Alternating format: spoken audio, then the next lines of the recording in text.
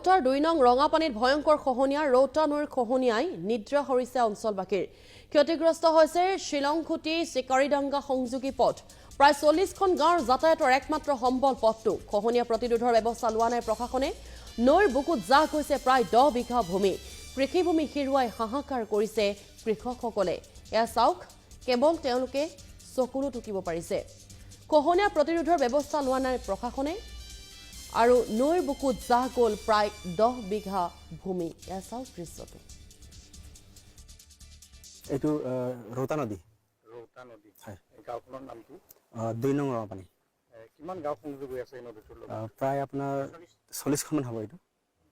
আপোনাৰ ৰঙাপানীৰ পৰা আপোনালোকে আপোনাৰ নাহৰালৈকে চিকাৰীডাঙ্গালৈকে আছে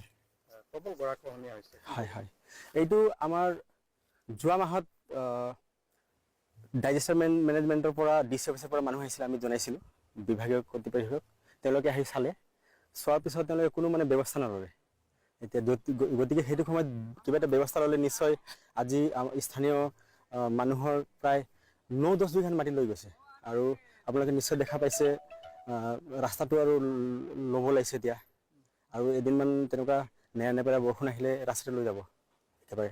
আমি তেওঁলোকক অনুৰোধ জনাইছিলোঁ আকৌ পাৰিম আৰু বা কিবা এটা ব্যৱস্থা কৰি এইটো যাতে ৰোধ কৰিব পাৰে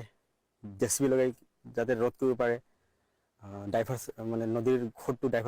ডাইভাৰশ্যন কৰিব পাৰে তাৰ কাৰণে আমি ৰিকুৱেষ্ট কৰিছিলোঁ কিন্তু তেনেকুৱা একো আমি এতিয়ালৈকে সুবিধা পোৱা নাই প্ৰশাসনক জনাইছিলোঁ কিন্তু তেখেতসকলে মানুহ পঠিয়াইছিলে ৱাটাৰ ৰিচোৰ্চৰ পৰা মানুহ আহিছিলে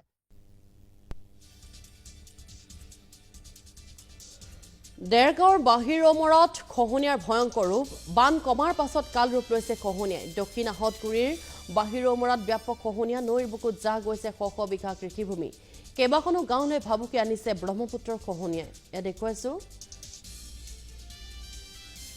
ব্ৰহ্মপুত্ৰৰ খহনীয়াৰ ফলত কেনেটা পৰিৱেশে বিৰাজ কৰিছে চাওক সকলোৱে কেৱল চাই ৰ'ব পাৰিছে তেওঁলোকৰ হাতত একো নাই প্ৰলয়ংকাৰী বানে সকলো কৰি পেলালে তছনছ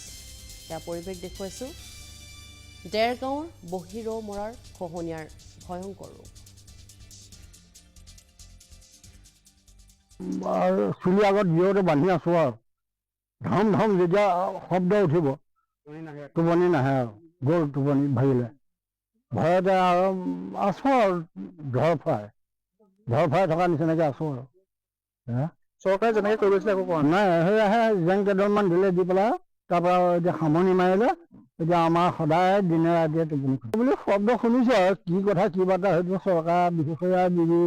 বিলাকেহে জানিব মাটি বাৰী ইয়াত গৈছে বহুত মানে গোটেই অঞ্চলটোৱে মাটি বাৰী শেষ হৈ গ'ল খালি ভেটিটোহে আছে ৰাইজৰ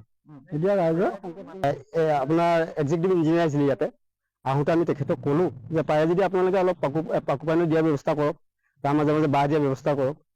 তেতিয়া তেখেতসকলে ক'লে যে এতিয়া বিশেষকৈ বাঁহকেহে আমি দিব পৰা ব্যৱস্থাত আছে পানীৰ এতিয়া কিবা দিয়াৰ নিয়ম নাই বোলে এতিয়া কিবা চেংচন নাই বুলি কৈছে বাৰিষা নিদিয়ে বোলে তেনেকৈ